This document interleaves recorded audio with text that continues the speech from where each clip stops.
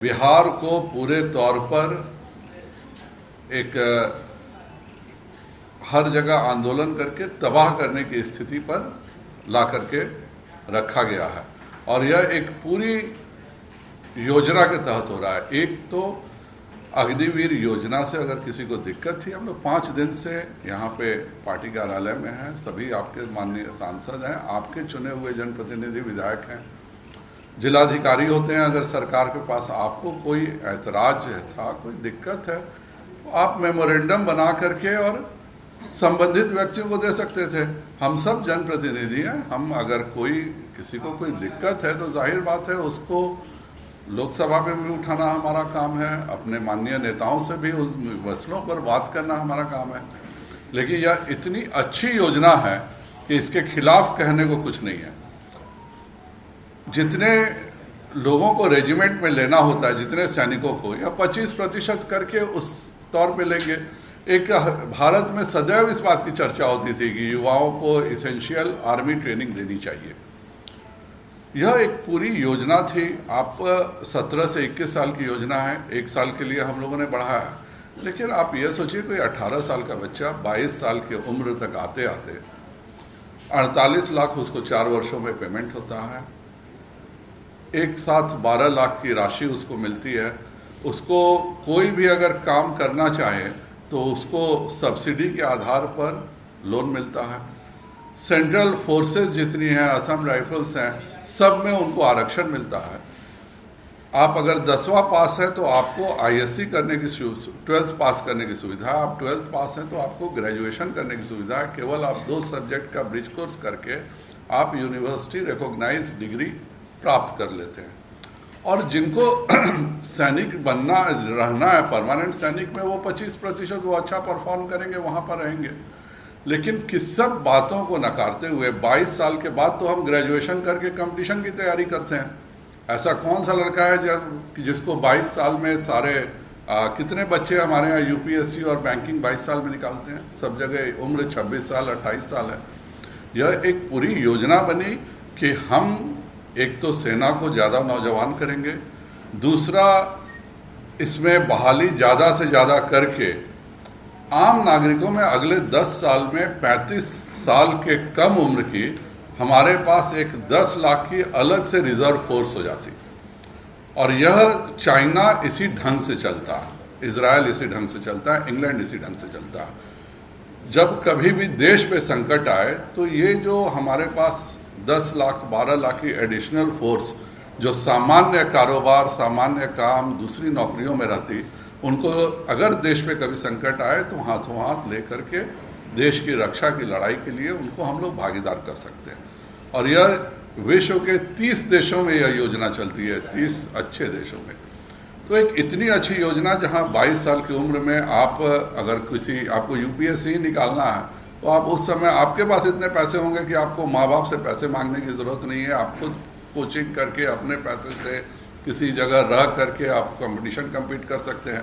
आपको आर्मी में ही रहने की इच्छा है तो आप आर्मी में क्वालिफाई हो सकते हैं। दूसरे नौकरियों में यह पूरा एक था कि बच्चे जो हैं वो ग्रेजुएशन भी कर लें और ग्रेजुएशन के साथ एक स्किल्ड हो।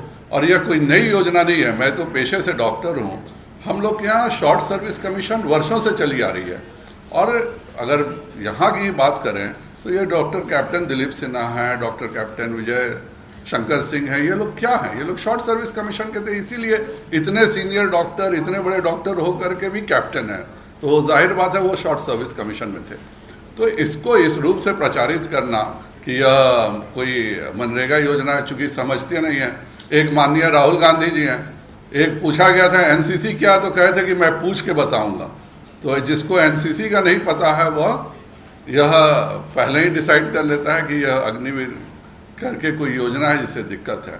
और जो कुछ भी बिहार में घट रहा है वह जाहिर बात है कि यह छात्रों के द्वारा नहीं हो रहा।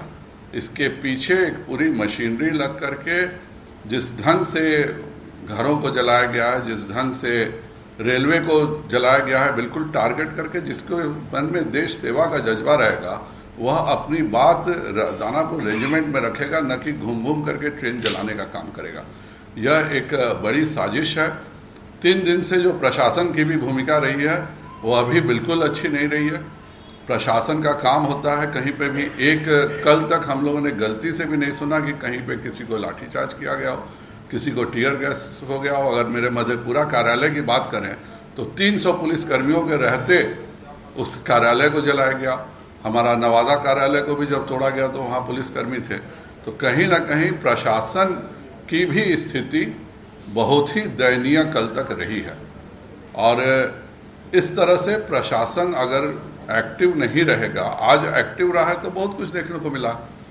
ये जो भी कर रहे हैं यह बिल्कुल गुंडागर्दी हो रही है। इसमें अगर किसी को नौकरी को लेकर के कोई शंका है, आके हम लोग से बात करता है। 5 दिन में एक भी सांसद नहीं है जिसने मुझसे कहा हो कि उसके यहाँ कोई डेलीगेशन मिला और उसने कहा कि मेरे को ये दिक्कत है, सॉल्व कीजिए।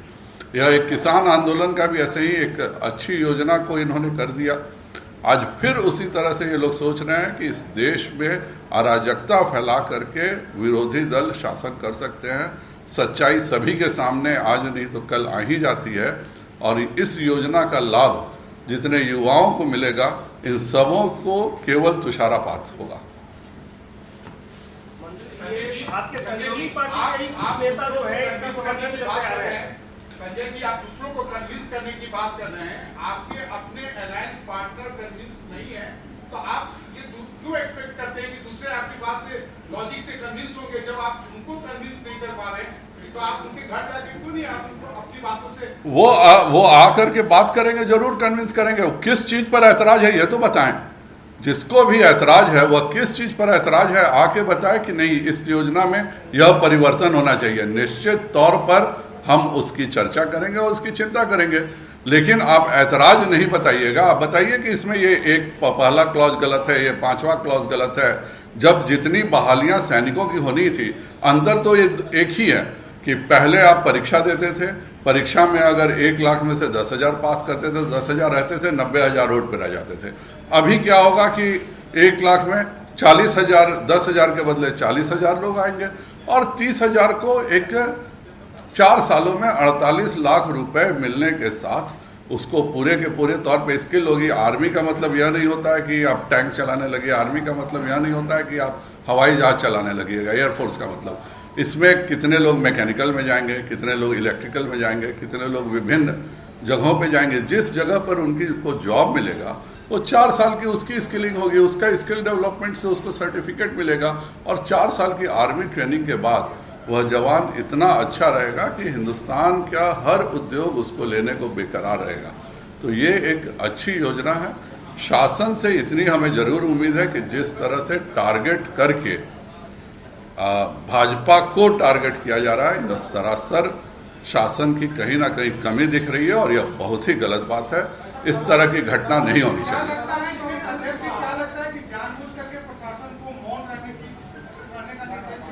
मैं आपको 3 वीडियो आप ही के टीवी चैनल्स के हैं, मैं जरूर आप लोगों को दिखाना चाहूंगा। जरा उसको ऑन करो तो 3 वीडियो आप देखिए। मुझे नहीं लगता इसके बाद मुझे कुछ कहने की होगी। आप ही में से किसी चैनल का 3 वीडियो है, तो आप एक बार देख लीजिए। आपको शर्मिंदगी महसूस नहीं हो रही है कि आप बिहार में अध्यक्ष हैं, आप सत्ता में हैं और आपके इतने दफ्तर, इतने नेताओं पर इतने आज तक कभी हमला नहीं हुआ था, हमला हुआ और आप सरकार में भी। जाहिर बात है हिंदुस्तान में कहीं नहीं हुआ है और किसी जगह जहां बंगाल हो, झारखंड हो, जहां हमारी सरकारें नहीं हैं, वहां भी अगर इस तरह की घटना नहीं घट रही है तो ये एक गहरी साजिश है और प्रशासन को हर हालत में इस साजिश को खोलना होगा कि क्यों ऐसे हो रहा। 1 मिनट ये देख लीजिए क्या हुआ। बिल्कुल बिल्कुल है और हम लोग ने बात किया, मैंने गृह सचिव से भी बात किया है, डीजीपी से भी बात किया है। मुख्यमंत्री जी के सामने हम लोगों ने रखा, उप मुख्यमंत्री वो बात करेंगे। एक संगठन के अध्यक्ष के तौर पे मैंने गृह सचिव और डीजीपी दोनों से बात किया।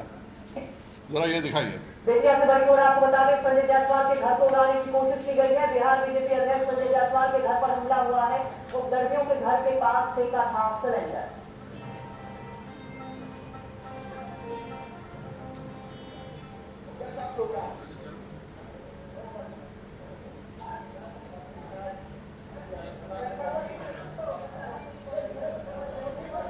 आप देख सकते हैं पुलिस वाला खुद सिलेंडर बम को पीछे की तरफ फेंक के छुपा रहा। या आप ही के टीवी चैनल का।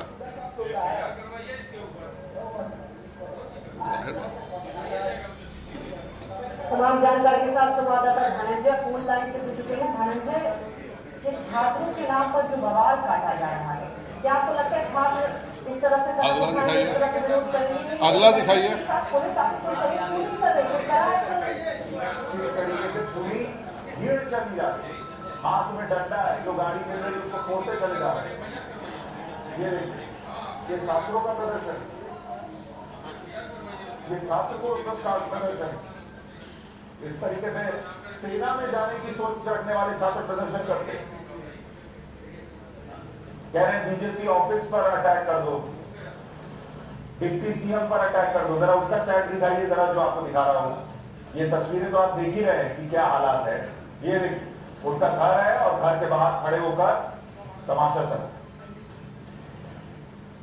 ये आप चैट देखिए, बीजेपी सांसदों को टारगेट करो, उनके घर वालों को टारगेट करो। अगला चैट डालिए, अगला चैट डालिए आप। अब ये देखिए, इसमें क्या लिखा हुआ है, इनके फैमिली को टारगेट बनाओ। यहां लिखा है, यहां पे बीजेपी अध्यक्ष के घर पे सिलेंडर बॉम्ब से हमला हो गया, बोला गया उधर, और इधर लिखा जा रहा है कि हाँ, यहां बीजेपी अध्यक्ष के घर पर सिलेंडर बॉम्ब से हमला हुआ है। वहां स्माइलीज चल रही है, बहुत अच्छा हमला हुआ।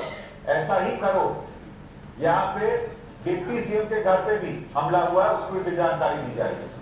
लिखा जा रहा है, बस जोश हाई रखो और पीछे मत हटो। लिखा जवाब में आ रहा ऑलवेज। देख रहे चैट, ये पूरी साजिश जो है वो इस देश को जलाने की थी, ये साफ साफ दिखता है।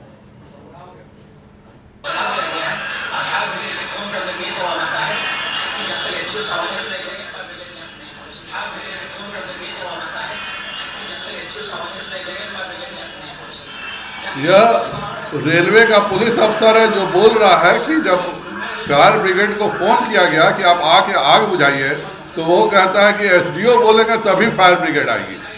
तो बंद कर दीजिए, अब बाकी रहने दीजिए।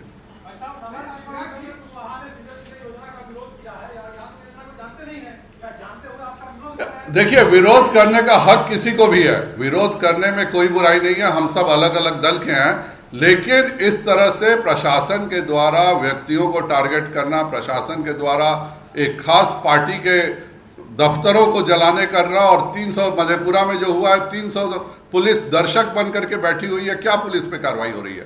तो ये हम लोग शासन के हिस्सा हैं, और इस तरह से जो कहीं हिंदुस्तान में नहीं हो रहा वह बिहार में हो रहा है। यह बहुत गलत है, और भारतीय जनता पार्टी के अध्यक्ष के तौर पर मैं बिल्कुल इसका विरोध करता हूं, और इस तरह की घटनाएं हर हालत में अगर नहीं रोकी गई तो यह किसी के लिए भी अच्छा नहीं होगा।